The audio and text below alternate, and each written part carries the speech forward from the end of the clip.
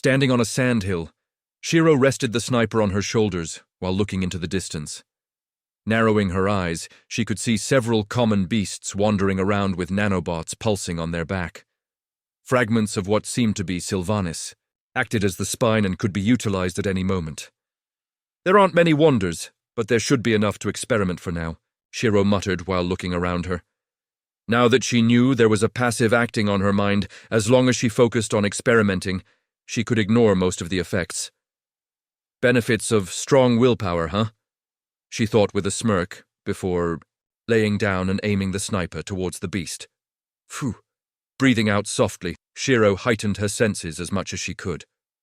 The moment she feels something looking at her, she has to stop her attack, since the gun would be copied. There were lots of experiments for her to do, so she wanted to go through them one by one. She also needs to test out their durability first, since only Tier 6 harms them. Even with her nanobots being at Tier 6, they only chipped the armor slightly, while the shotgun caused a large wound, but was regenerated with minimal effort. She needed something to halt their healing factor. It also needed to be powerful enough so that it's a lethal shot. Narrowing her eyes, Shiro looked through the scope and focused on the beast's movement. She wanted to wait for the moment where the bullet would be able to pierce through him entirely. Whether that was from the rear or from the head didn't matter. In other words, the beast controlled his own fate. Depending on which way he moved, his fate could either be common or shameful. Resting her finger on the trigger, Shiro patiently waited. Last time, the bullets that she used were common. However, this time, she has a little surprise for them since this was her payback. Upon piercing the target, the bullet would leave a wire of nanobots, which unfolds into hundreds of thin razors that would size the beast apart into thin slices. While there wasn't anything to hinder their healing factor, not even Shiro could survive if she died before knowing what happened. After all, the healing wasn't passive. She needed to activate them consciously. Funneling divine energy into her weapon, golden lights lit up around the seams of the gun, while runes slowly manifested on the barrel. Tens of Tier 6 magic circles compressed themselves in the chamber as the bullet was supercharged. She had made sure to suppress the energy that was being emitted from her so that the beast couldn't sense her presence. There was a dampening device next to her to assist just in case, but with Shiro's control of her own energy, it wasn't necessary. Sitting down for a moment, the beast looked around before scratching its ears. Stretching its body, it walked away from Shiro's location and prepared to make its way back to where the rest of the beasts were. How unfortunate. Nimue sighed as the beast decided to turn around. Pulling the trigger without hesitation, all of the Tier 6 magic circles activated at once, as there was even a silencing rune to stop the sound of the gunshot. Watching the bullet accelerate instantly and leave behind a golden trail, Shiro smiled, since the beast didn't notice anything. Then the bullet struck, entering the beast's body from its backside. Piercing through and leaving behind nanotech wires, the beast widened its eyes and wanted to cry out when a windmill of blades exploded out from its body, shredding it to pieces.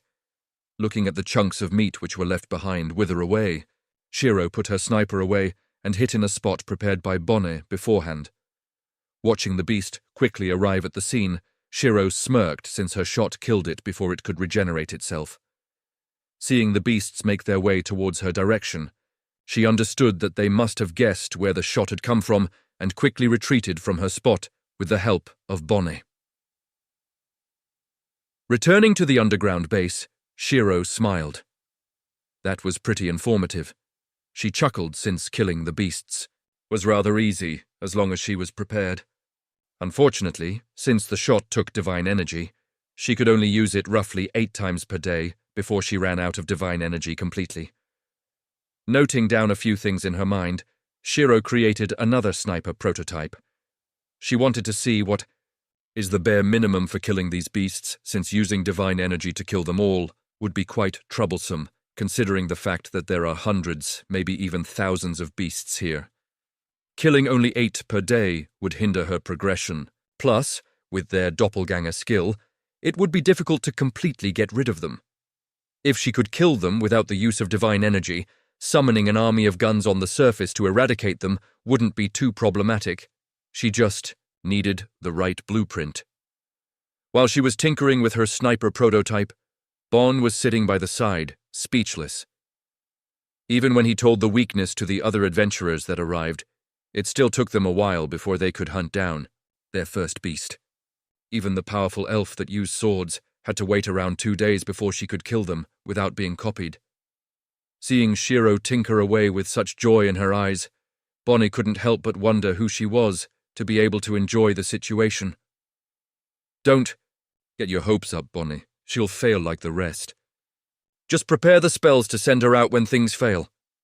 Bonnie sighed as he shook his head and crawled into his sleeping bag while Shiro tinkered away. For the next few days, Shiro continued to test out their weaknesses with new weaponry that became more efficient as time passed. Today was the first day that she was going to test out her weapon against a small group of beasts. Due to her hunting, none of the beasts were going solo anymore, and the activity of the high ends were much higher than before. It took her a while to find a suitable group. With 5 beasts in this group, it would be hard to not be copied if she were to fight them personally, but unfortunately for them, Shiro could remotely control her snipers. Sitting in the underground base, Shiro had a tablet in her hand, which showed her the location of her sniper and the beasts. There was even a grid which represented the wires that she had spread out in the area. These wires were used as a medium to create new weapons on demand. For example, if the beasts start running away, she'll just create some turrets there and herd them towards the center. Making sure the 3 snipers that she had created were properly hidden so that they don't know they're being hunted, Shiro waited for a good opportunity to wipe them out quickly so that the information sent to the others would be minimal. All they'll know is that something hit them and they died. Shiro wanted to make 5 snipers, but doing so would have revealed the weapon to the beasts in the distance. Firing the snipers the moment a gap was exposed, Shiro watched as 4 beasts died immediately, since one of them dragged an extra one. With only 1 beast left, Shiro quickly fired the snipers again to eliminate it. However, just as she did this, one of the snipers were destroyed by a high end that rushed to the spot the moment a beast died. Looking at the broken sniper in its hands and the 5 dead beasts, the high end clicked his tongue and threw the weapon down with anger. It had wanted to kill whoever was firing the guns, but it found no one was there when it fired. Understanding that whoever was hunting them had a clear grasp on their weakness, the high end narrowed his eyes before leaving the area. Phew. I didn't expect the high end to react so quickly, but seems like we'll be able to hunt them in groups. Now, I wonder if I can just carpet bomb them all. Shiro muttered with a grin. Carpet bomb? Bon tilted his head in confusion as it was a term that he wasn't familiar with. Just think of it as me killing everything in an instant. Actually, speaking of killing everything, I have a great idea. Shiro giggled, as she couldn't believe that she had neglected this blueprint all this time.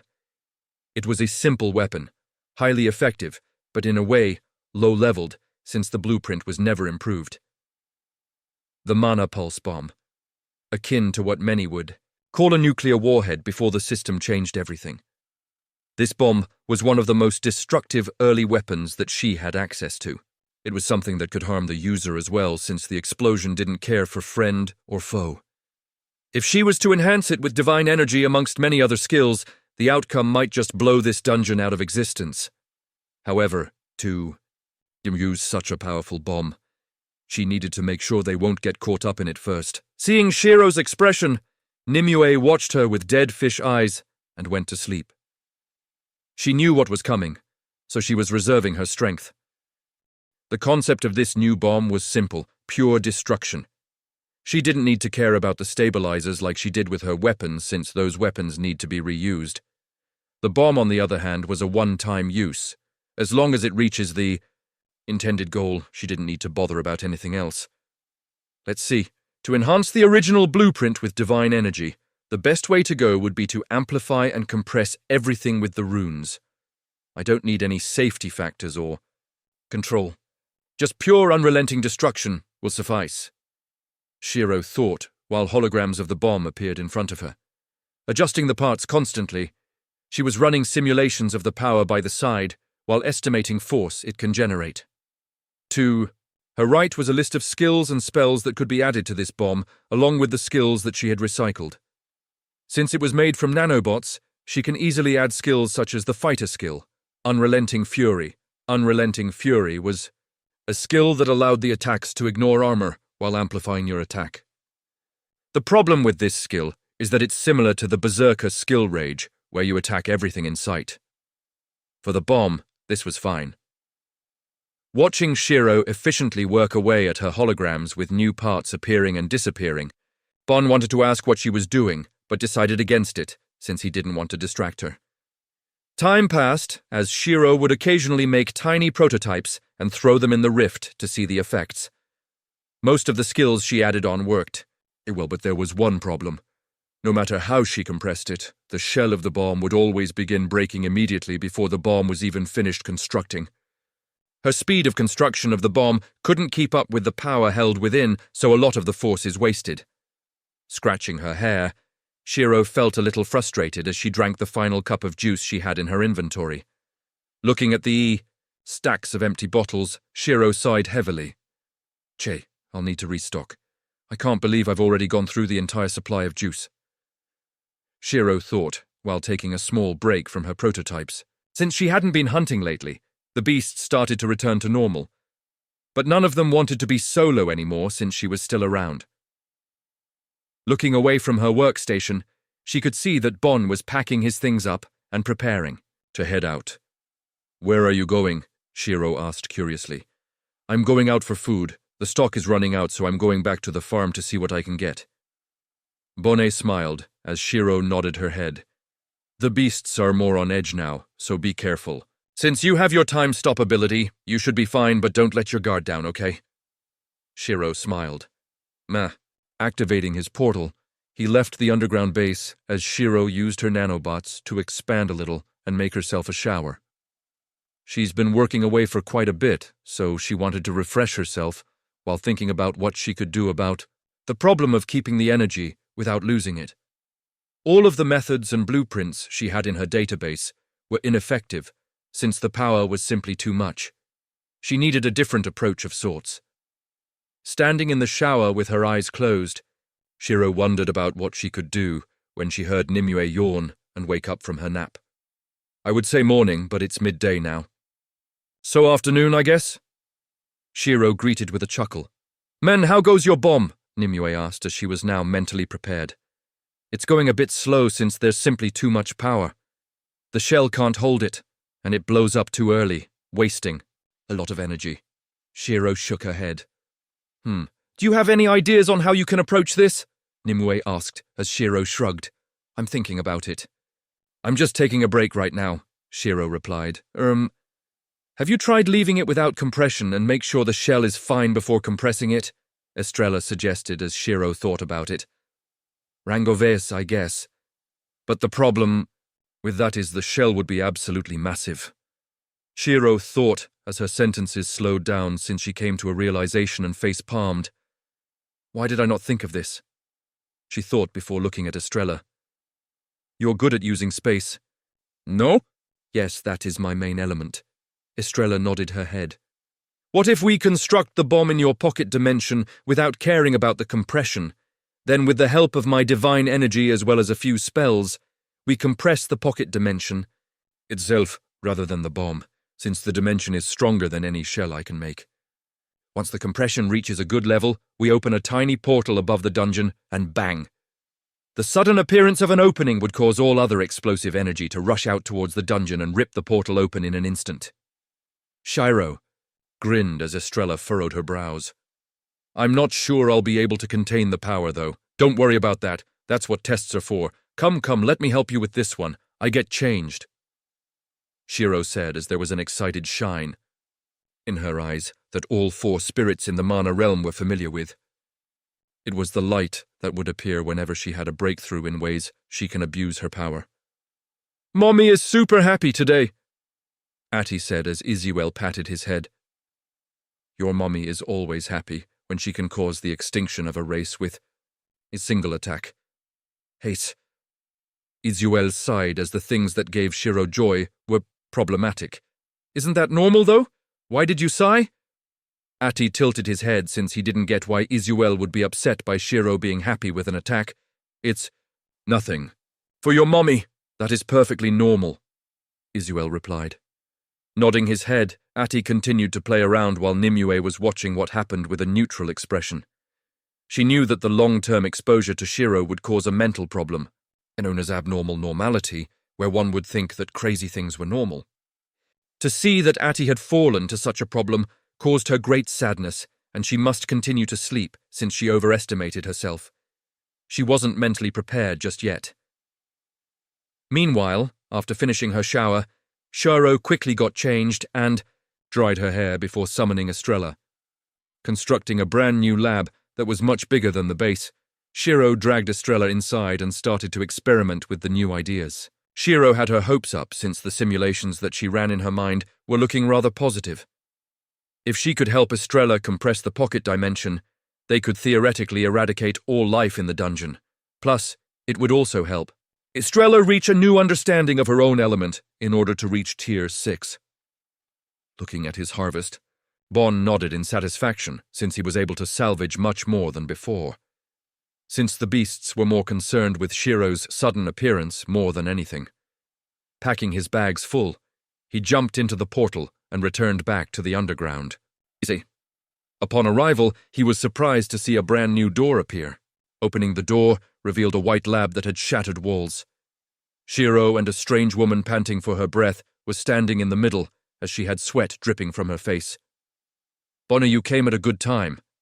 Shiro grinned as their experiments have been a great success. What happened and who's this? Bonnie asked, wondering if it was a new participant to the dungeon. It's a friend of mine that I summoned. She's helped me make something that can kill all of the beasts on the surface. Shiro grinned. Eh? That's possible? He asked curiously. Yup. I'm going to rest for a bit first and we'll head out first thing. In the morning, Shiro smiled and sent Estrella back to the Mana realm. Sensing Estrella's return, Nimue rubbed her eyes. How was it? She asked, curious about the results. 1 meter cube. All it took was 1 meter cube of the pocket dimension to destroy the lab with reinforced walls and spells to dampen the effects. If I was to use my entire pocket dimension, what would the outcome be? Estrella muttered, before going back to her island and closing her eyes. Hearing what Estrella muttered, Nimue only had one reaction. The fuck did I miss? Sitting on a crystal white throne in the middle of the desert was the boss that Bon had mentioned. With hundreds of eyes around his body, it was almost impossible to hide from his sight should you face him personally. Every move would be copied, and the only thing you can do is retreat. Right now, he was listening to the reports by the various high ends which spoke about earthquakes, the mysterious woman hunting them in packs, and how she can control weapons remotely. Hearing all of this, he narrowed his main pair of eyes and cracked open its mouth. Survey the area equally. Have all the high ends keep an eye on the entire dungeon.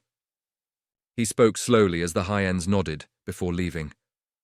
Once the high ends left, the boss relaxed on his seat when he felt someone nearby and instantly stood up. His eyes swirled around to find the intruder, as Shiro could be spotted sitting above the throne. Yo, I had Bonnie teleport me here to see what you look like for myself, but I must say, you are one ugly motherwrecker. Shiro grinned. The boss had a wolf-like head that seemed as though it was a sculpture. There was no fur or flesh, only a material that resembled marble. His maw was twisted open in the middle and had bones sticking out of the sides. A long, protruding spine could be seen traveling all the way out his back, as each of the sections looked as though they weren't connected. His arms were muscular and abnormally long. His claws and hand were colored completely black and faded, to the marble white that covered his face around the elbow area. A fleshless ribcage, with skin tightly stretched across the top, and a pair of hind legs which was covered with a bone armor that protruded out of his thighs. A long bony tail that was in a similar state to his spine, where none of the sections seemed to be connected.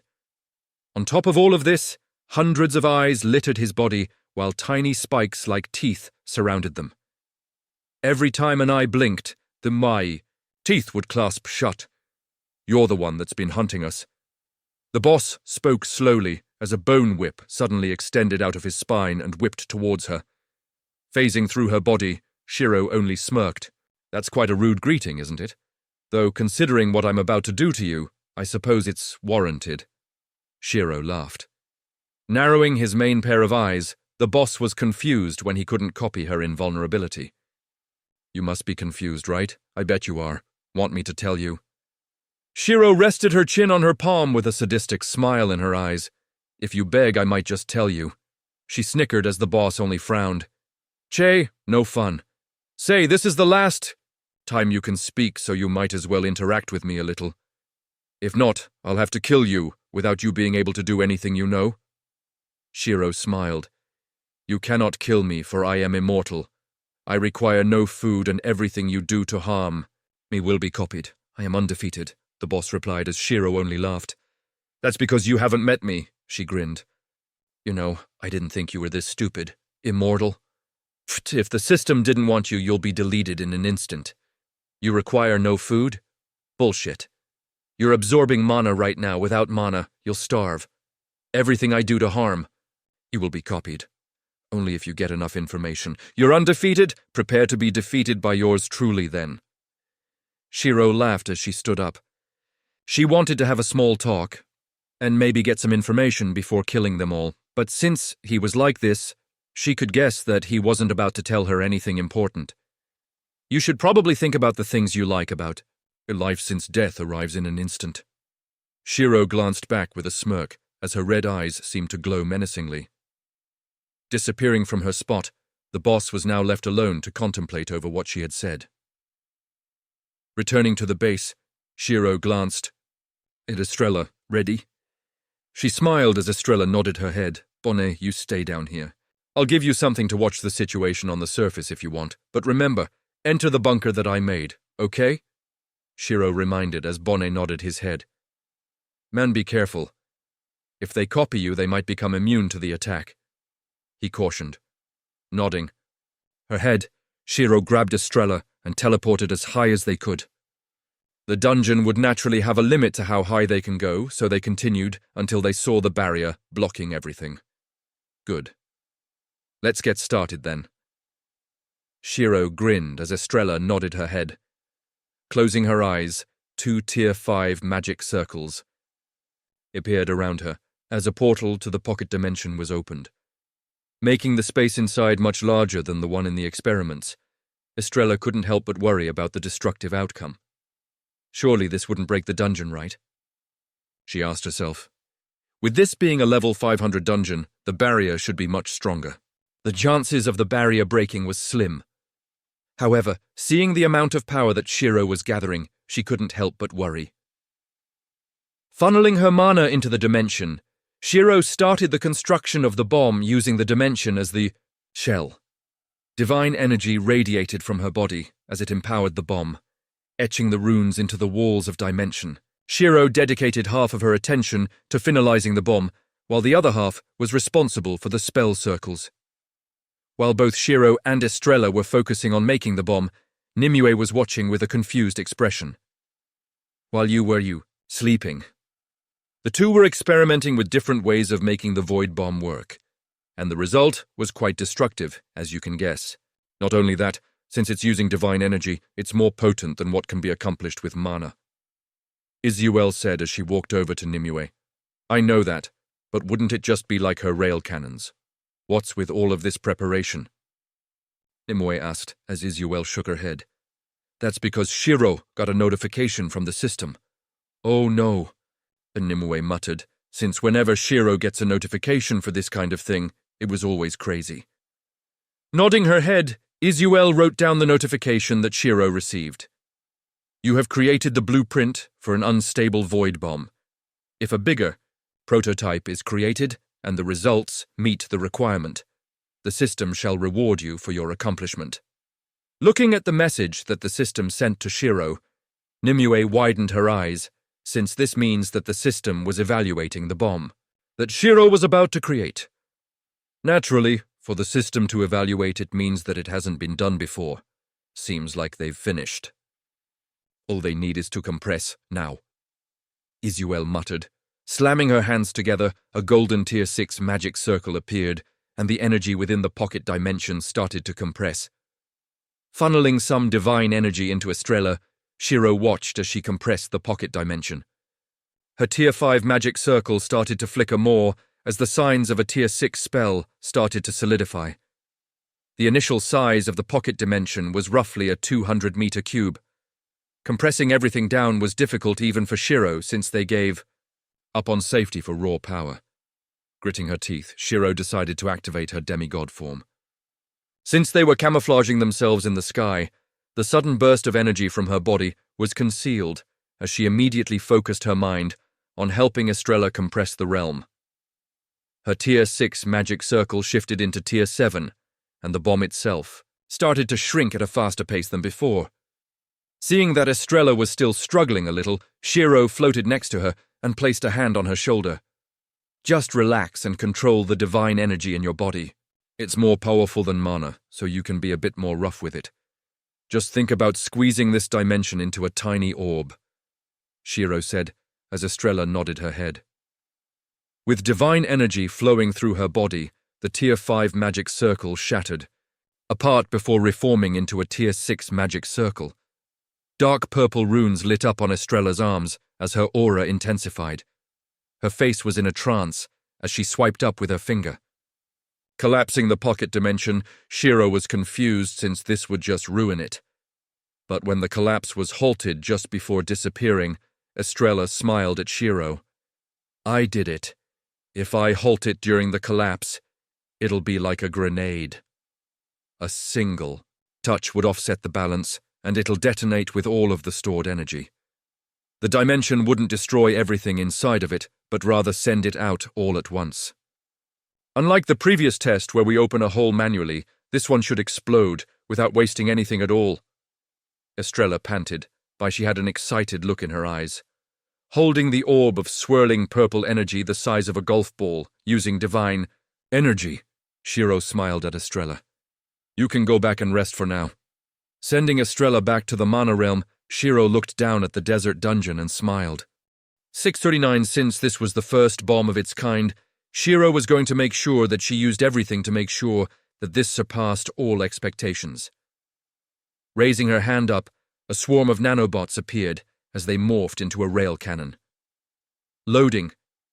The bomb into the chamber. Shiro snapped her fingers, and tens of Tier 7 magic circles appeared on the barrel. Each of the spells were acceleration as well as amplification circles that was tightly compacted along the length of the barrel. Cracking her neck, Shiro took a deep breath and aimed the cannon down. Opening the portal to her bunker, Shiro smiled and set the cannon to fire the moment her presence disappeared. Putting her hands together in a praying motion like when Japanese people said thanks for the food, Shiro smirked. Thanks for the XP. Closing the portal, the cannon immediately started to hum as the mechanisms started to shift. Mana immediately drained from the surroundings as the cannon fired the bomb. Passing through the tens of Tier 7 magic circles that were designed to amplify its power, a bright spot of light shot towards the ground as the surroundings seemed to be drained of its colors from the brightness of the light. Looking towards the bomb in silence, the boss of the dungeon couldn't help but feel the clutch of death tightening around his throat. Realizing that this could be extremely dangerous, he wanted to seek shelter underground. Hundreds of claws erupted out from his body as he dug down, but when the claws were rebounded by a layer of nanobots swarming below the mine, he could only watch in horror as his passage below ground denied. With the bomb halting in the sky for a moment, the boss knew that it was going to explode as his body expanded in an instant, wrapping himself in a thick layer of darkness. Erupting. Out without any sound, all the beasts could see was white as they were disintegrated in a single instance.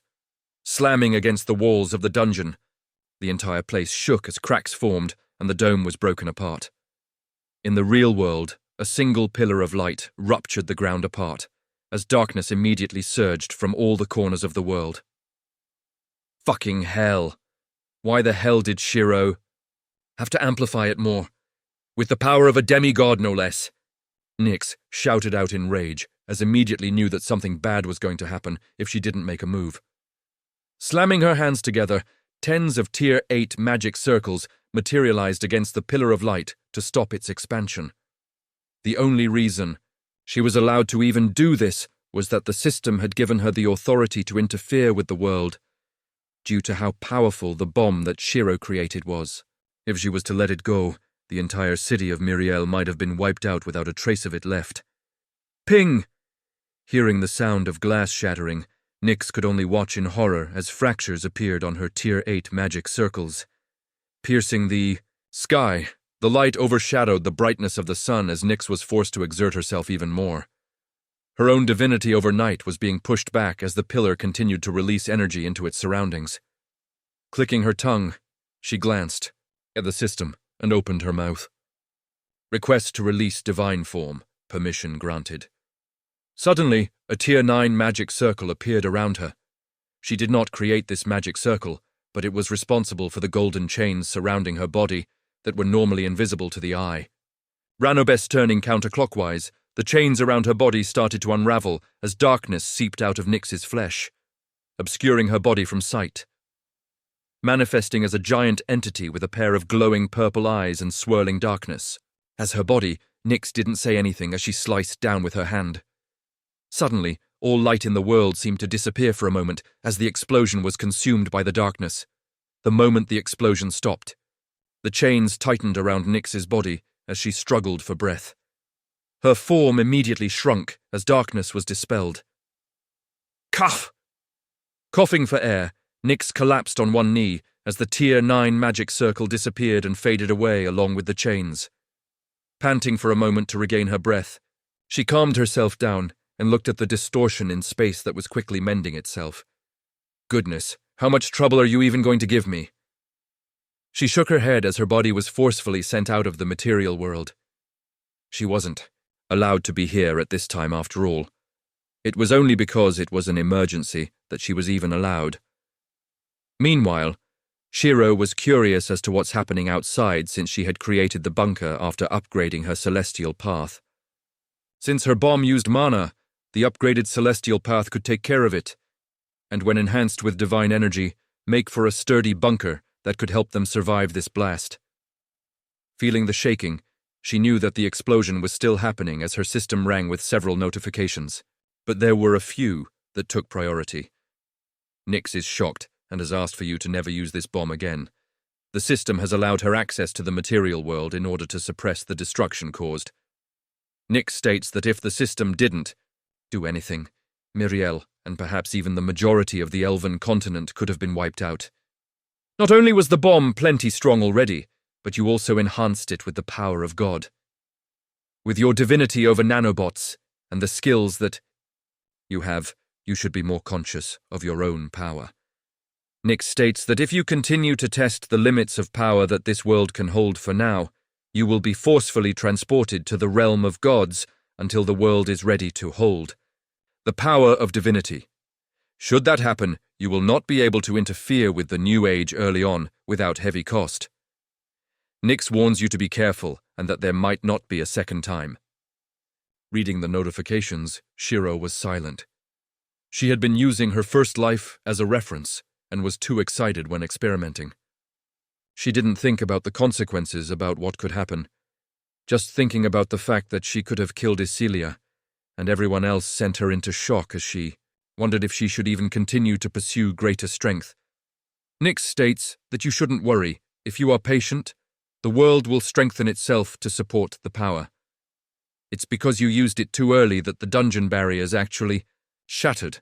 After all, a Tier 5.6 dungeon naturally could not handle the power of Tier 7.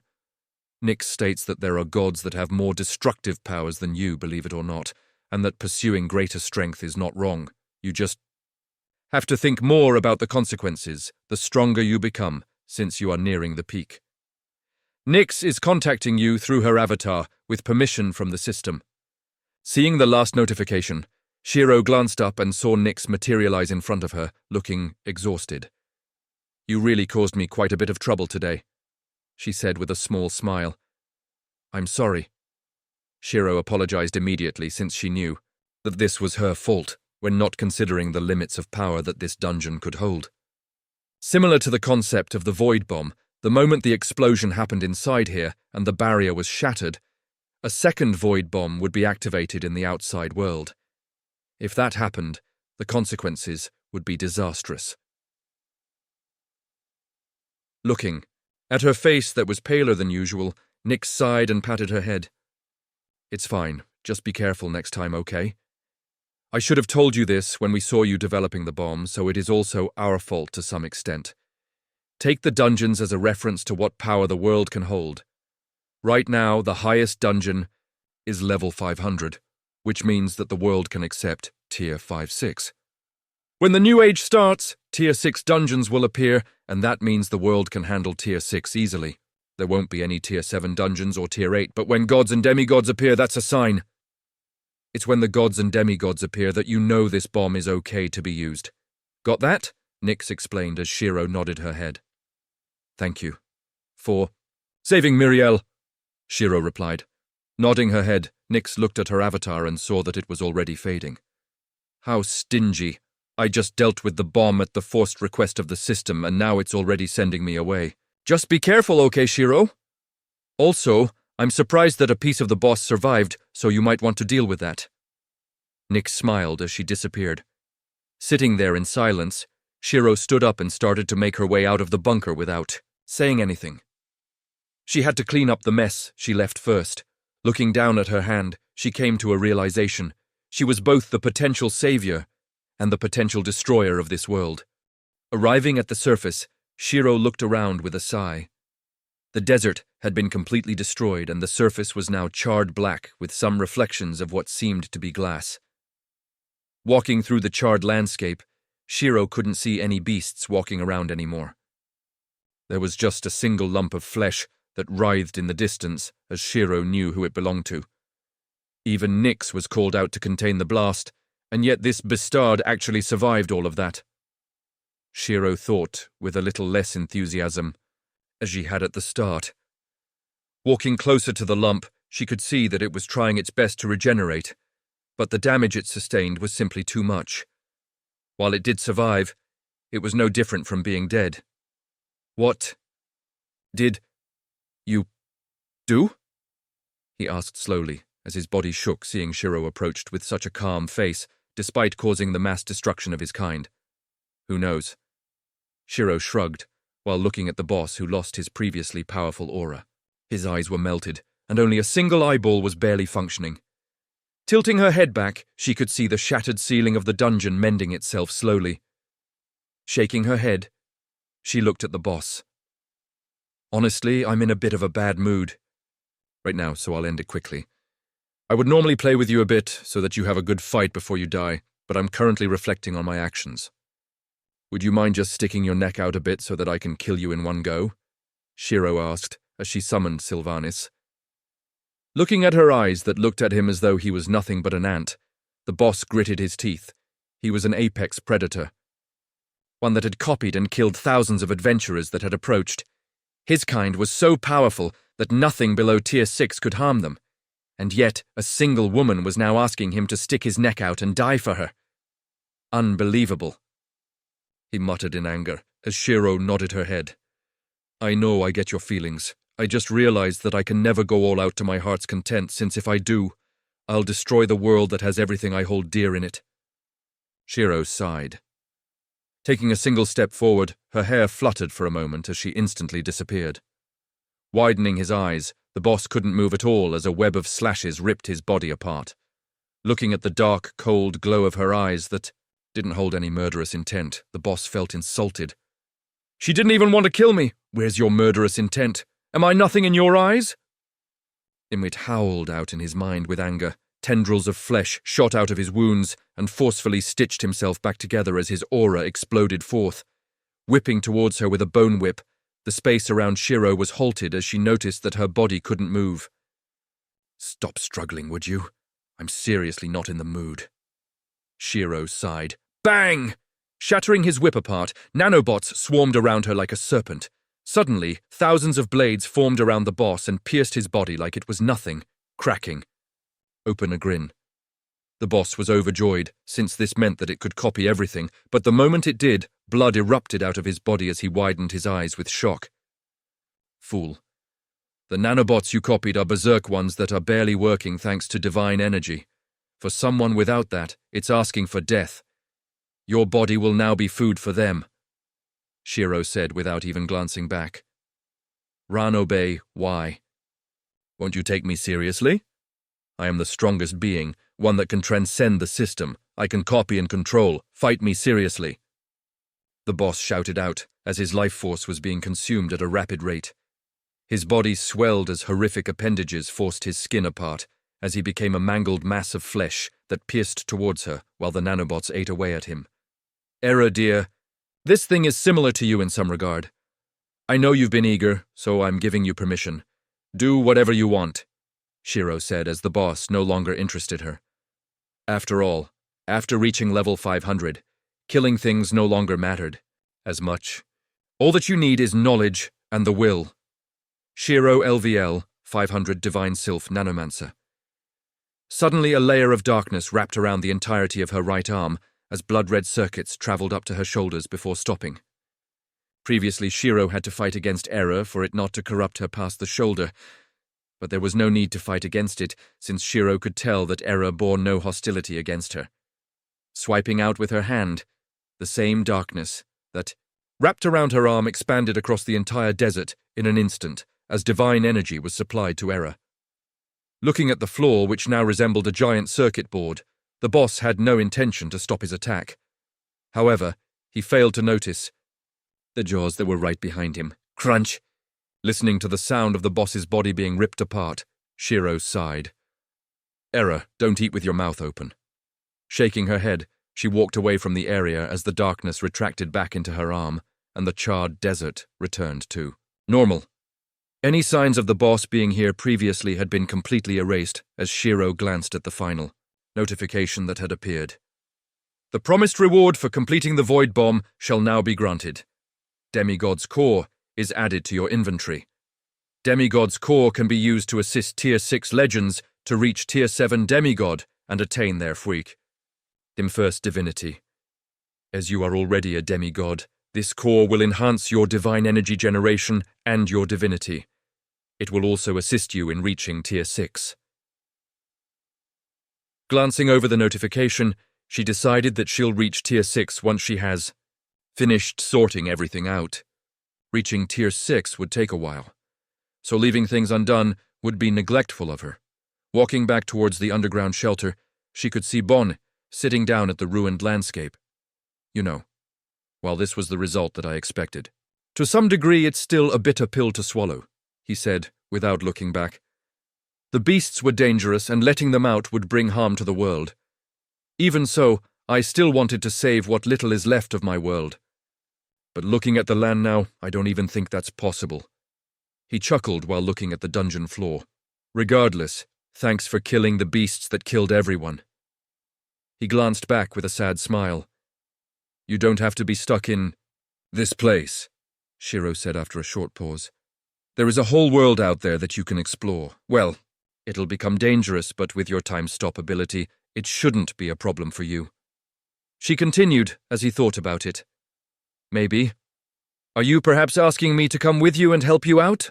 Bonnie asked. Not quite. I'm being honest when I say you can explore the world, since I won't force you to do anything you don't want. If anything, I should say sorry to you. If I was in your situation and there were beasts who killed everyone, I still wouldn't want the world they used to reside in to be destroyed as collateral damage. If I had handled things better, the last remnants of your world wouldn't be charred like this. Shiro looked down at the ashen glass beneath her feet. It's fine, I guess. Thank you for killing them, though. I suppose I'll take you up on the offer of exploring the world. I've survived with those beasts, so the rest of the world shouldn't be that bad, right? The system has already given me a new option, seeing that the beasts are gone and the dungeon is destroyed. I'll see you around, I guess. Bonnie smiled as Shiro nodded her head. Watching him go through the portal, Shiro sighed. If this was my village, where my parents and Arya lived, would I still use such a powerful weapon, even if the monster was so powerful? Shiro asked herself, but the only answer she had in mind was yes. Laughing at herself, Shiro shook her head. Say, Nimue, who do you think about this? If you had to sacrifice the world to destroy an enemy that could pose a real threat to the safety of everyone, would you? I think I would. But wouldn't that make me the same as the enemy that would destroy the world? Shiro asked as Nimue shrugged. I don't know, since I don't have that kind of power. But you're overthinking things. It's fine to keep going as you are, and Nyx didn't blame you either. Just think about the collateral a little more if you can, and reduce the damage when possible. Plus, if you're that concerned, why don't you become the creation goddess? You are Shiro, after all, it should be possible. Just give the question a Shiro-like answer that only you can give. Nimue grinned. Chuckling softly, Shiro felt a little better after talking to Nimue. I can certainly try. Nanobots are just the scientists' attempts at playing the biblical god after all. Shiro shrugged with a smile. Leaving the dungeon, Shiro immediately finished allocating her stats, since she had now reached the pinnacle of Tier 5, level 500. Looking at her stats, she shook her head with a smile. Man, would you look at these numbers. Even the old me when I was Tier 6 would be jealous. This is much higher than my past life. Shiro thought with a smile. Name, Shiro race, spirit demigod title, expert monster, 13,029 on 100,000 humans killed. Fratricide, creator of the Frozen Hell series, incomplete. Creator of Yin-style Asura's Path, Seeker of Truths, Revolutionary Celestial Empress EX, Benevolent Saint EX, Error Code. Genocide, one of a kind, Virtue of Fortitude, Young Demigod level. 500 class, Divine Sylph, Snowmancer, Ascendant EX, HP, 15,750,000, 15,750,000 Meowdrip, 64,750,000, 64,750,000 STR, 100,000 Vit, 90,000 Int, 370,000 AGI, 111,000 Dex, 77,000 DEF, 98,000 Unisigned points, 0 attunements, Cosmic Ice. Tier 5 Apocalyptic Lightning, Tier 5 Stygian Steel, Tier 5 Astral Rift, Tier 5 Augmented with Calamity's Will, Void Star, Tier 5 Celestial Star, Tier 5 Dark Celestial. Phoenix Fire, Tier 5 Boreal Wind, Tier 5 Tectonic Quake, Tier 5 Oceanic Abyss, Tier 5 Nature, Tier 5, Tier, Nanotech, Tier 6 Skills, Error, Extraction Divine Sylph. Nanomancer, Elemental Breath, Celestial Mirage, Force of Elements, Divine Raiment EX, Tier 5. Element Magic, Rift Strider. EX, Divine Empress's Domain. EX, Monster Skill, Rejuvenation. EX, Advanced Elemental Mastery, Spirit Assistance, EX, Divine Court Appointment, Empress's Blessing, Shared Burden, Nanotech Engineering. Tier 5, Analysis, True Spirit Nature. Rayo B's Frozen Hell series, Frozen Slumber, Azure Hellfire, Borealis's Lance, Frozen Chandelier, Ancient Healing Arts, Fire of Life, Grace Path of Ascendance, Phantom Path, Celestial Path Pandora's Requiem, Reaper, Limit Break, Origin, War Saint, Divine Enchantment, Current Blessings, Asteria, Athena, Aphrodite, Ares, Artemis, Hades, Hermes, Poseidon, Nyx World Class Magic, Requiem of the Dead Grand Support Class Magic, Requiem of the Demigoddess, Other, Minimap, Inspection, Disguise, Combust, Heavenly Constellation, Aurora, Chimera Arts, Divine Gardens, Hollow Deceit, Kiatoma, Divine Language, Wrath of Stars, Eyes of the Gorgon, Miracle. Sigil of Night, Encroaching Darkness, Skill Scholar, Item Master, Limit Focus, Blessing of Chaos, Divine Presence, Divinity of Nanobots, March of the Empress, Divine Insight of God. Upon reaching level 500, she had received 2 skills from her class. The first was March of the Empress. March of the Empress, passive. When you go into battle with an army that is allied with you, they receive an increase to their stats so long as you fight with them. This increase of stats is equal to 20% of your stats. As the Empress of the New World, you shall lead your army to victory. This skill was outrageous, should one think about the potential behind this. For weak soldiers, they become experts, and for experts, they become abnormals. Even just simple mage would gain an increase of 74 million points of int, thanks to the ridiculousness of her stats.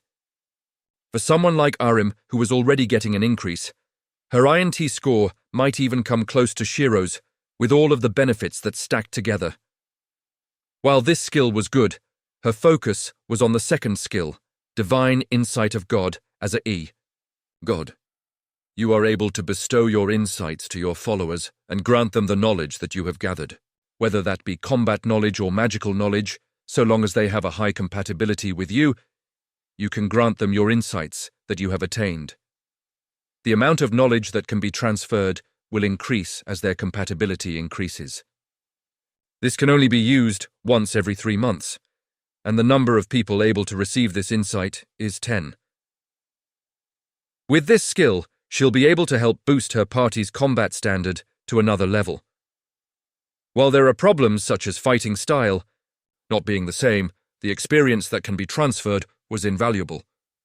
Just having the combat sense would be a great boon for the party, since they have only been acting as adventurers for a single year. Compared to her centuries of knowledge, it was nothing. You know, even though you were down in the dumps earlier, you're making a beeline towards breaking all common sense, huh? Nimue said with a forced smile.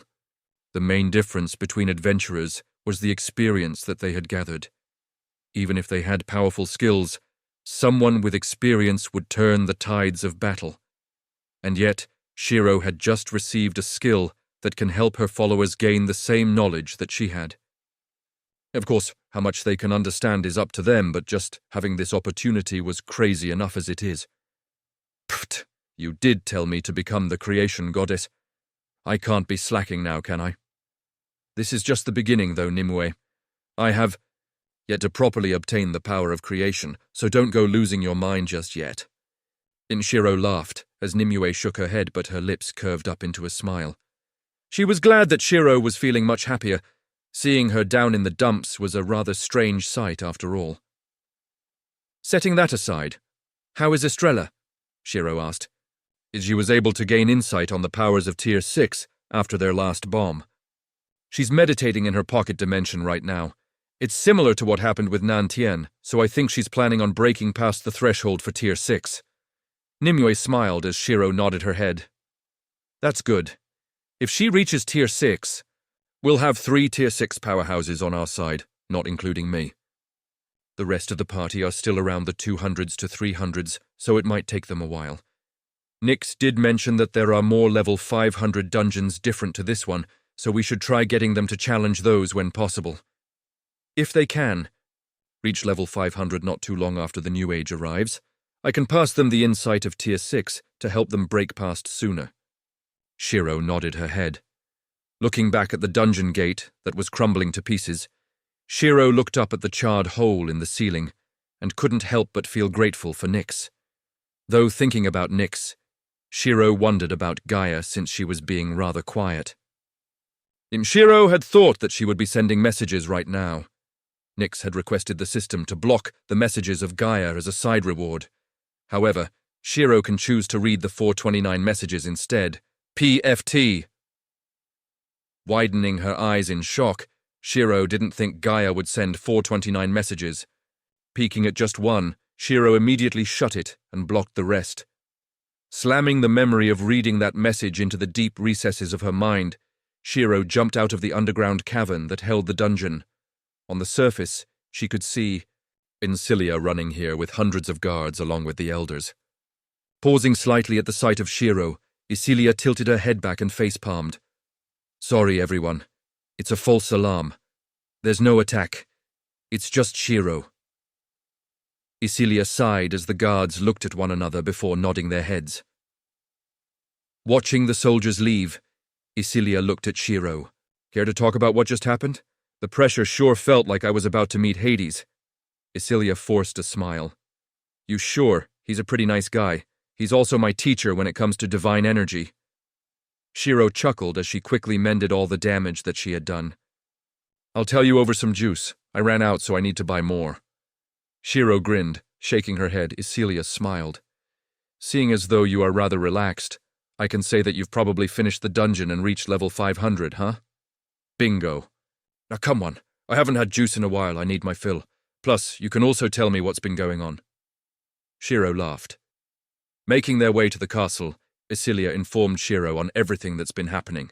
During the time that Shiro had been in the dungeon, Isilia's identity was revealed as the Old Queen, along with the plan to move everyone to Asharia.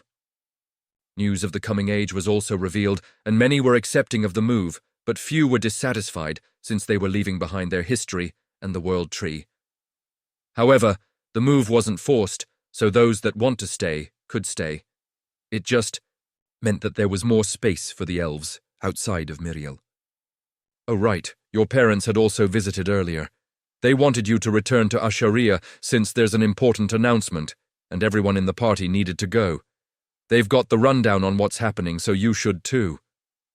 Isilia smiled as Shiro tilted her head. Something important? Yeah, they were rather worried when they heard that you were in the dungeon. They weren't sure if you would come out in time. Isilia replied as her smile faded. Furrowing her brows, Shiro immediately opened a portal to Asharia. I'll come with you, Isilia said as Shiro nodded her head. Entering the portal, Shiro immediately sent her senses out and found everyone in the main tower, but the moment she entered, she wasn't expecting their reaction. Happy birthday, Shiro. Huh? Looking at everything with a puzzled expression, Shiro didn't know how to react. Oh, come on, darling, you can act a bit more surprised. It's your birthday after all. Mio smiled and hugged Shiro. Ah, right. I forgot it's my birthday today. Shiro sighed, as she had too many things on her mind lately. Looking at all the party decorations and the food that set out, Shiro smiled softly. Naturally, she ignored that Yin was already eating in the corner.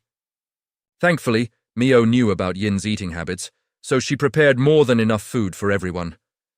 Now that the birthday granny is here, let's start eating. Arim grinned as Shiro felt a vein burst. Who the hell is the birthday granny, ah? Foo, foo, foo. No need to hide it. Isilia already told us. Arim smirked at her with some wine in her hand. Looking at Isilia, who looked the away from her, Shiro couldn't help but feel betrayed. Shaking her head, Shiro laughed. Damn it. Fine. If we're eating, I better get some alcohol. She narrowed her eyes as Arim froze. Kah, what birthday granny? I mean birthday girl. Yeah, ah ha ha ha, let's get the juice. Arim quickly retreated. It's quite lively, isn't it? Nantian chuckled as he handed her a glass of juice. Indeed. Honestly, I completely forgot about my birthday if not for this. Shiro shrugged while taking a sip of the juice. Oh my, this is quite nice. She muttered in mild surprise. It's juice made from one of the fruits found in the demon continent. The look of the fruit is not that appealing, but the juice is nice. Though I'm surprised that someone with such a good memory like you actually forgot about this. Nantian smiled. I guess I just never focused on my birthday. I could have probably gone about my day without knowing that today was my birthday. Shiro shrugged. Well, with the things that goes on, I'm not surprised. True. I just reached level 500. Into. I think I'll be trying to reach tier 6 once I sort out a few more things. Want to sit down with everyone else? Shiro asked, as they already sat down and prepared to eat. Ronobs, sure. Summoning Nimue, Iziel and Ati, Shiro wanted them to enjoy the party as well. Unfortunately, Estrella couldn't join since she was trying to break through to tier 6. Happy birthday, Shiro, Lyrica called out as Shiro nodded her head. Thank you. Next time we should celebrate your birthday when it comes up. We might be too busy then with the new age and everything else, Lyrica shrugged. Nonsense. I'm sure we can spare a day for your birthday. Shiro chuckled. Walking with Lyrica to the main table, she sat down on the best seat since it was her birthday after all. Looking at the people that had gathered today, Shiro smiled as she felt a warm feeling in her heart. The party lasted all the way until night as they returned to their rooms after eating the cake. Looking at the presents that were left in the corner of her room, Shiro chuckled since the biggest one was given by her mum. Seeing its size, Shiro could guess that it was probably a giant plush. As for the smallest gift, it came from Nantian. It was a silver bracelet that was adorned with a light blue gem. However, this wasn't a normal bracelet. When activated with mana, it could instantly teleport your body to a place that you've been to before in an instant. According to Nantian, he worked on this bracelet with Stanley after Mio told him about her birthday. Lyrica's gift was a pair of purple earrings that helped increase mana regeneration slightly, but overall they looked better than their function. For someone like Shiro, picking a gift would be rather hard considering the fact that there wasn't much she couldn't do. "So, how old are you now?" Nimue asked with a smirk.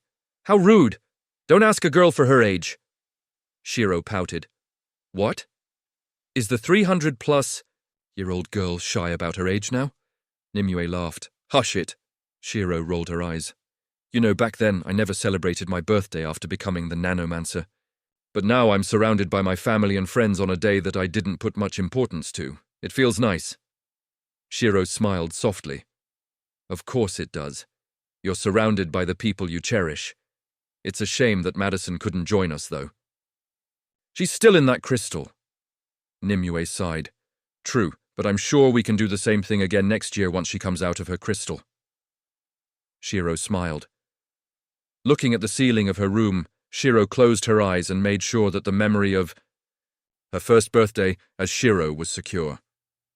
In a single short year she had met new friends and reunited with family. For her, who had lived so long, a single year felt short, but it felt much better than her time in Aria. Waking up early in the morning, Shiro did some maintenance on Asharia to make sure that everything was working fine when a few late arrivals surprised her. "Sis!" Kiyomi shouted out as she burst into the command room. "Kiyomi!" Shiro raised her eyebrow as Keiko was following behind her. "Sorry we're late for your birthday.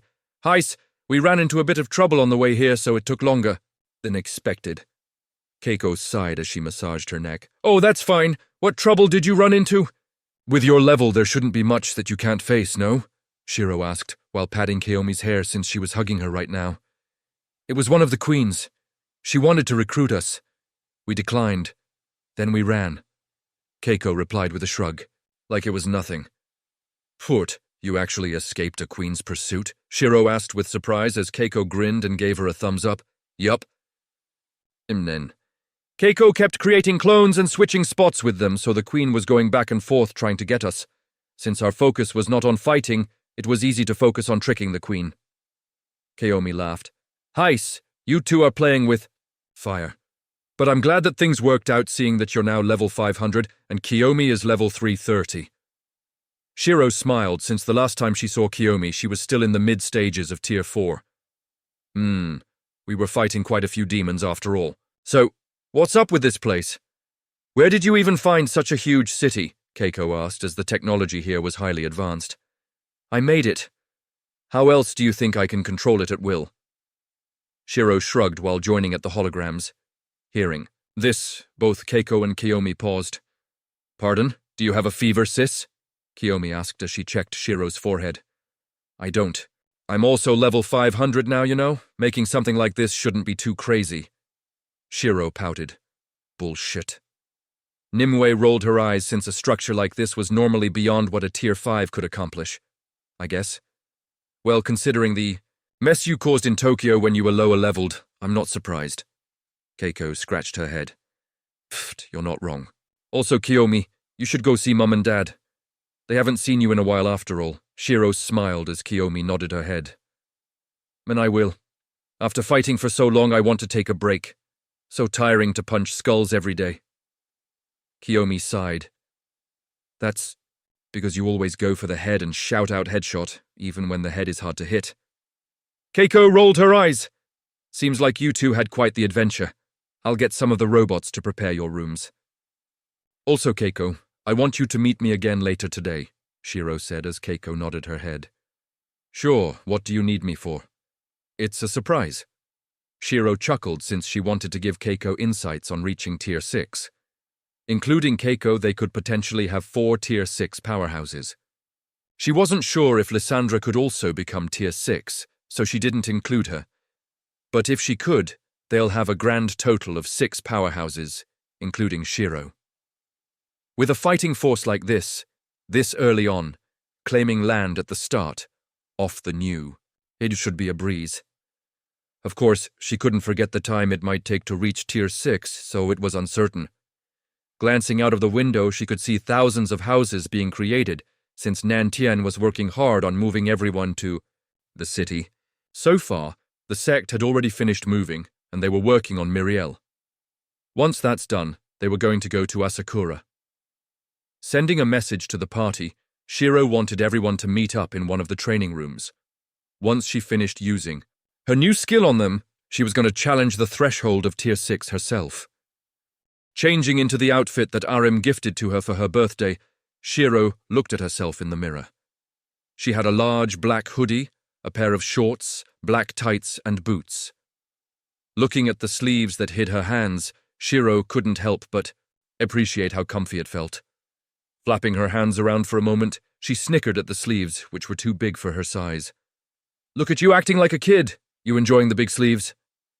Nimue smirked as Shiro rolled her eyes. "Hush it. If you had something similar, I bet you'll do the same." Shiro replied as Nimue shrugged. "Who knows? Maybe I will, maybe I won't." Flexing her fingers, Shiro created the same outfit out of nanobots and handed it to Nimue. Well, there's no need to wonder about that. Shiro smiled as Nimue was silent. Looking at the outfit, then back at Shiro, she sighed and took it.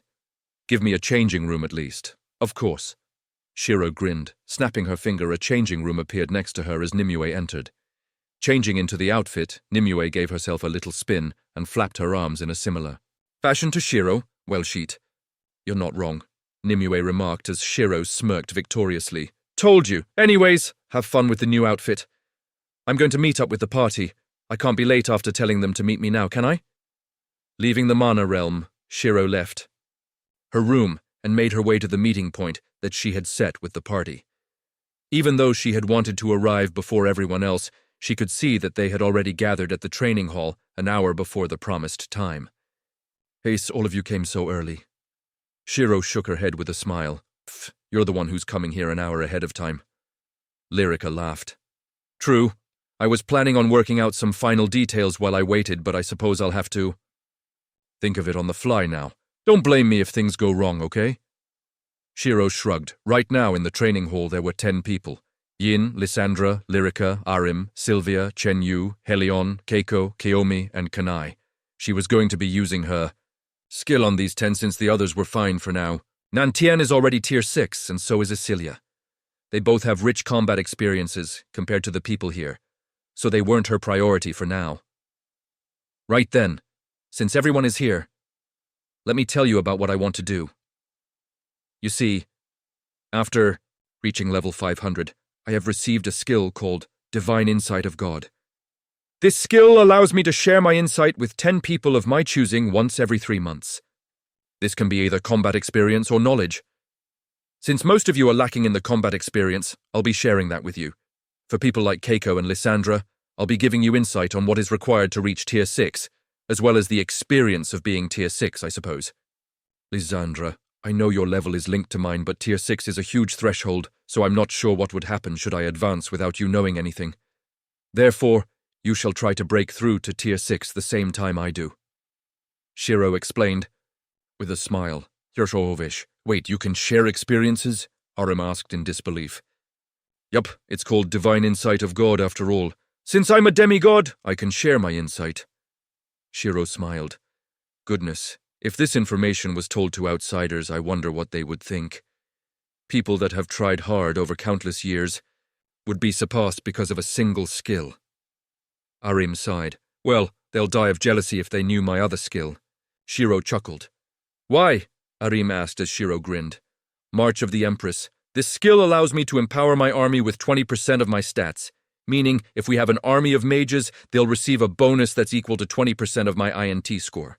Even a level 20 would be able to become a powerhouse in their eyes, since a bonus of 74 million points into INT is millions of times bigger than what they have.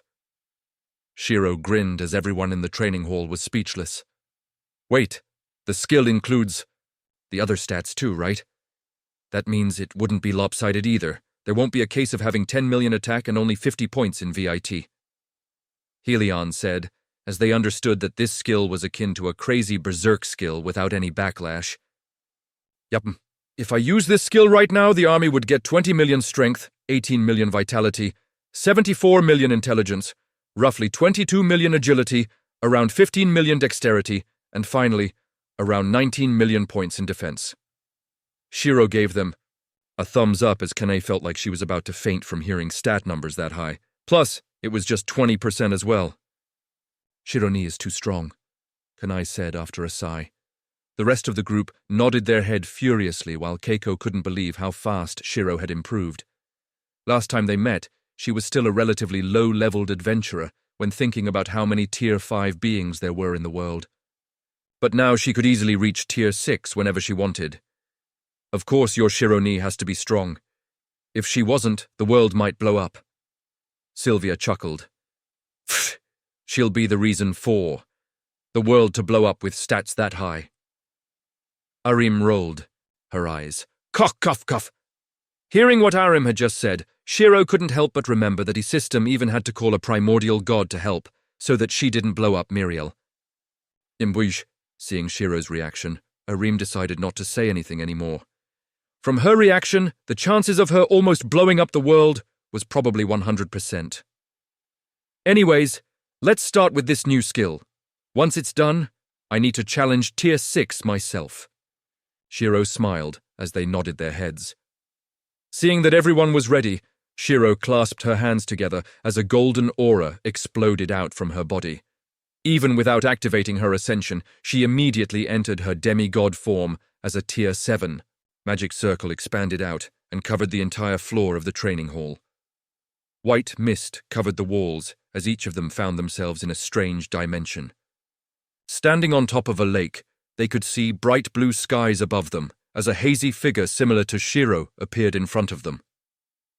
For those that were going to be gaining the insight of combat, the hazy figure immediately summoned a sword and charged at them. Looking at the expressions on their faces, Shiro could tell that they were already fighting a copy of herself. For this skill, it would be similar to a dungeon where the time is different inside compared to the outside world. While, in the world created by the skill, they'll experience fighting against an expert and hone their skills. After a period fighting, they'll be given a break to digest all of the information before repeating the same process. Looking at the time, she estimated that it should be finished in another 10 minutes. Once the 10 minutes is up, they would have experienced enough to rival someone that had been on the front lines for many years. Waiting patiently for 10 minutes, she watched as the mist slowly dissipated and the Tier 7 magic circle disappeared slowly. Opening their eyes, they looked at one another in disbelief. "Welcome back. It's been 10 minutes, how do you feel?" Shiro asked with a smile. "Wait, it's only been 10 minutes?" Arim asked, as it was definitely longer than 10 minutes. "Yup. You can check the time yourself. Now then, for the first test." Shiro smiled as she disappeared. Appearing behind Arim, she swiped a dagger at her head as Arim ducked down immediately and prepared a Tier 5 spell to counterattack. "It seems like the skill worked quite nicely." Shiro smirked. "After going through the training over and over again, you'll get a knack for feeling danger." Arim chuckled. "Indeed. Seeing as though everyone looks tired, I'll let you go now. Make sure you digest the information properly, and Lysandra, do you want to come to my room so that we can attempt Tier 6 together?" Shiro asked, as Lysandra nodded her head. "I'm still a bit uncertain, but I think I can give reaching Tier 6 a good try," she replied. "That's good enough." "What about you, Keiko?" Shiro asked. I think I should be able to reach it after some self-study with my element," Keiko replied, as Shiro nodded her head. Talking with the party for a bit longer, they returned to their rooms. Glancing back at Lysandra, Shiro smiled. "Ready to reach Tier 6. Sitting in the room, Shiro summoned the demigod core and placed it in her hand while glancing over at Lysandra, who was already sitting with her legs crossed. Seeing that she had already got herself into the mindset, Shiro smiled as this was a good sign. If she can focus entirely on her element, reaching Tier 6 should be a piece of cake for her. Nantian took a while to fully solidify his ascension into Tier 6 since he had no prior information, and all he had to rely on was himself. However, for Lysandra, that was different because she had received information thanks to her skill. Since Lysandra is doing well, I wonder how I can use this. It said that it will help my divine energy generation, my divinity, and assist me to reach Tier 6. Do I just shove mana into this? Shiro wondered. Though considering the fact that it's the core of a demigod, divine energy might be better. Closing her eyes, golden energy flowed from her arm to the orb as golden runes lit up on the core. Slowly, the core emitted a faint glow that was similar to her golden aura. As the two sat in silence, as a natural barrier seemed to form in the room as golden runes lit up on the walls. A faint tether stretched from the demigod core to both Shiro and Lysandra as the same golden energy slowly filled Lysandra's body, without knowing it. Lysandra's wings unfurled on her back. A swirl of mana started to gather around the two as their aura was being strengthened with every passing moment. For Shiro, she had thought that this was going to be easy since she reached Tier 6 before, but there was a slight problem. This time, her nanobots became an attunement, so she needed to understand the properties of her nanobots better. Finding herself isolated with her nanotech island that should be in her mana realm, Shiro raised her eyebrows as this was different to what she had remembered. A little strange. She mused to herself and approached the island. As she walked closer, she realized that the distance was not changing. Suddenly, a question appeared in her mind. What are nanobots? Raising her eyebrow, Shiro answered how she answered in her past life. Nanobots are microscopic beings that can combine together to simulate the texture, feel and abilities of an item. Wrong. Nanobots are the act of defiance of man towards God. They are an attempt to copy what they believe as omnipotent. Nanobots are a cheap copy of the system that can store skills and gift them to people. Hearing. This in her mind, Shiro was taken aback as there shouldn't be a reply after the initial question. Who are you? Shiro asked with a frown as a figure appeared in front of her. Recognizing the figure, Shiro smiled. So it's Chaos of all people that have decided to come visit me. How can I help you? And Shiro asked with a chuckle. I'm here to help you correct your thinking. After all the things that you have done in this life, your nanobots are no longer just machines. They're sentient beings like ants that work in a colony. If you want to reach Tier 6, you need a new understanding of your own gift and the powers that come with it. Chaos smiled as Shiro furrowed her brows. I see. How come you're here then? I thought there were special restrictions, especially for you, Shiro asked. There are, but I'm here because you have a demigod's core, Error who has absorbed the beasts and divinity within you. People say that they might receive a flash of inspiration when they work. I'm just taking advantage of that and speaking to you using this inspiration. Last time I could only say a few lines, but now we have time to spare. However, the moment I diverge too far from the topic of inspiration, I won't be able to talk to you. Chaos smiled as Shiro nodded her head. Dornovish thinking about it for a moment. Shiro decided to hide a question within the question so that it didn't stray too far from the topic. I see. So if the nanobots have changed, it would explain how I was able to reincarnate in them despite my body not being edited to house them. Does this link to why they're different to the ones in the past? Shiro asked, as Chaos smiled. Indeed, they are embedded with the power of Chaos, so there was already some divinity within you. How else would you be able to use the nanobots without changing your body? Originally, the nanobots worked on equivalent exchange. By using the nanobots, you are sacrificing your body along with your lifespan. The more you used it, the shorter your life became. After they were embedded with the power of Chaos, as well as some small parts of the system, they have evolved beyond what they used to be. Chaos explained, as Shiro nodded her head. As she communicated with Chaos, Shiro didn't forget to attempt to reach Tier 6 with her new understanding. Every question that Chaos replied would bring her slightly closer to the island in the distance. While Shiro and Lysandra were attempting to reach Tier 6, Nantian was making good progress in moving the cities into Asharia. With all the items that Shiro had provided, such as scanners and replicators, shifting the city of Asakura to Asharia was an easy task. Plus, the people in the city were more than happy since it was the Asakura family that protected them all this time. If the Lord Koji Asakura said that they needed to leave since it was unsafe. They would follow his orders since he said it to protect them. Looking at the files that he needed to take care of, Nantian sighed heavily. Why do I feel like I've become an office worker? He mused to himself. Hearing the door open, he glanced behind him and saw Lyrica entering. Morning, I didn't expect you to be here, he smiled as she shrugged. I'm just here to relax for a bit. Mum's become more strict with training. In some ways, she reminds me of Shiro. Lyrica sighed as Nantian chuckled. Well, they were best friends from way back in Aria.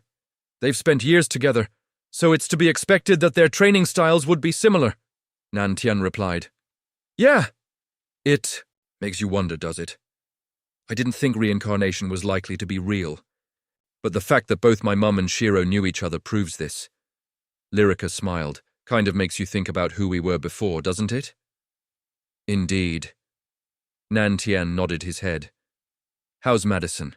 Any sign of her coming out of her crystal? Nothing. Yet, I swear, at this rate she's going to sleep until the new age arrives.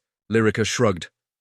Suddenly, a notification appeared on the screens as several drones locked onto a single woman strolling through the streets.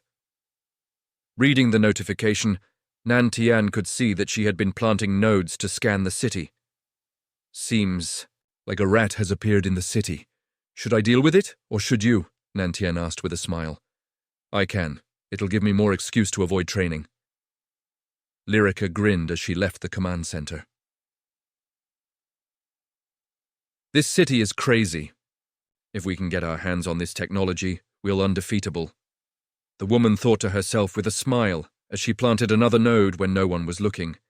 Seeing the elves and spirits in this city, she couldn't help but wonder about the ruler of this place. She figured that the ruler must have a plan of sorts for her to make such a big city. Maybe she's going to harvest them for their mana, she wondered. Just as she was about to send a message back to her boss, she felt a tap on the shoulder from behind. Excuse me, are you lost? Lyrica asked with a small smile. Ah, no, I'm fine. The woman replied. Are you sure? Since with the way you're walking, it seems like you're going on a patrol around the city. Lyrica narrowed her eyes as the woman knew that she was busted. Without hesitation, she summoned a short sword and stabbed towards her head, while several daggers appeared around Lyrica, blocking her exit. So quick on the violence.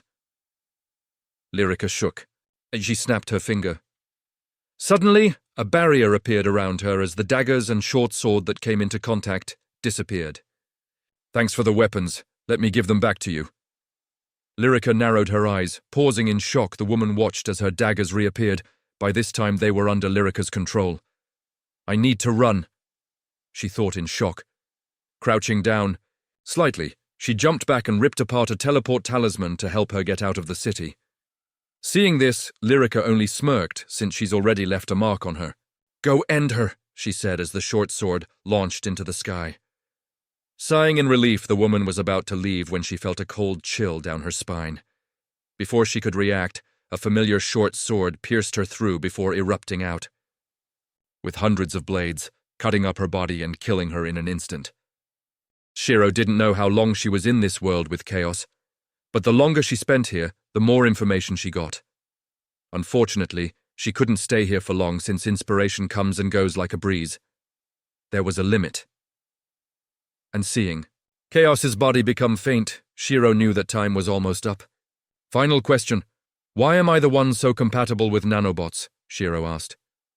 With how they've been communicating, Chaos knew that the real question that Shiro wanted to ask was that out of everyone, why did she choose her? Because in all the timelines that we have watched, it was always you who tried your best to survive until the end. Your tenacity is to be praised, so I'm entrusting you my hopes. Good luck, young one. Maybe you break this cruel loop. Chaos smiled softly as her form fully disappeared since she strayed too far from the topic. But that was fine. She was bound to go anyways.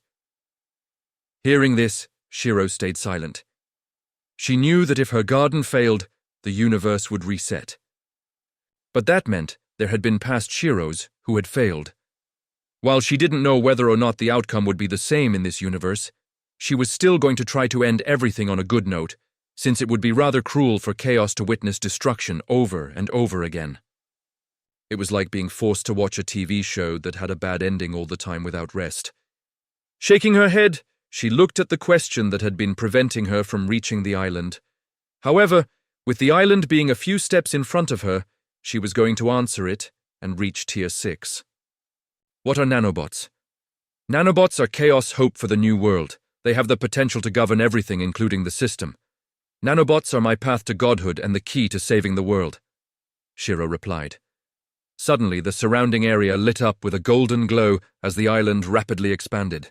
From cold machines, it transformed into a lush island, despite being created from nanobots. The grass felt as it should rather than cold metal. Looking at the island that was now radiating with divine energy, Shiro smiled as her consciousness became faint. Entity, Shiro, has reached Tier 6. Attunement, nanotech, has reached demigod status.